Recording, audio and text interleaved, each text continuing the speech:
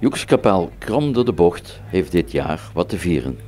De kapel maakt bij de start van een jubileum een mooi gebaar naar alle inwoners van Leunen.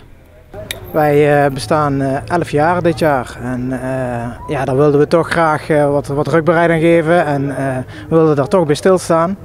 En we hebben gemeend dat te moeten doen met een meiboom. En die meiboom die hebben we hier neergezet in het centrum van Leunen, waar we allemaal vandaan komen. En ja, een meiboom staat voor vruchtbaarheid en voor leefbaarheid en voor verbintenis. En voor dankbaarheid. En, ja, dat vonden wij wel allemaal mooie termen die passen bij het feit dat wij al 11 jaar lang met de Joekskapel ja, ons ding mogen doen. En de steun van het dorp en van de gemeenschap.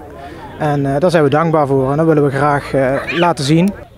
Zoals bij een meiboom gebruikelijk zijn er ook een aantal versieringen aangebracht.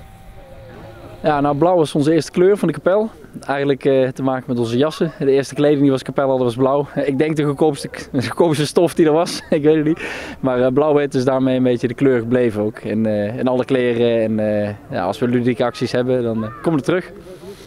En die mooie tuba die er nou bij hangt, wat is daar het symbool van? Het kan zijn dat of onze tuba ermee wil stoppen, dat is één.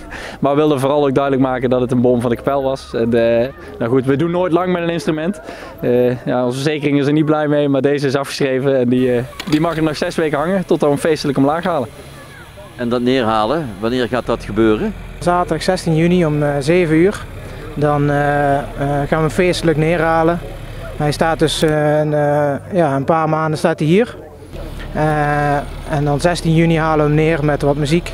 En dan zullen we zelf uiteraard ook een paar liedjes spelen. En een hapje en een drankje. Heel vrijblijvend. Ja, voor iedereen die zich welkom voelt, is welkom uiteraard. En ja, dan zullen we hem feestelijk neerhalen. Bewoners en leden genoten alvast van de komende feestelijkheden door te proosten op dit 11-jarig jubileum. Nog een keer op 11 jaar. Volgende 11.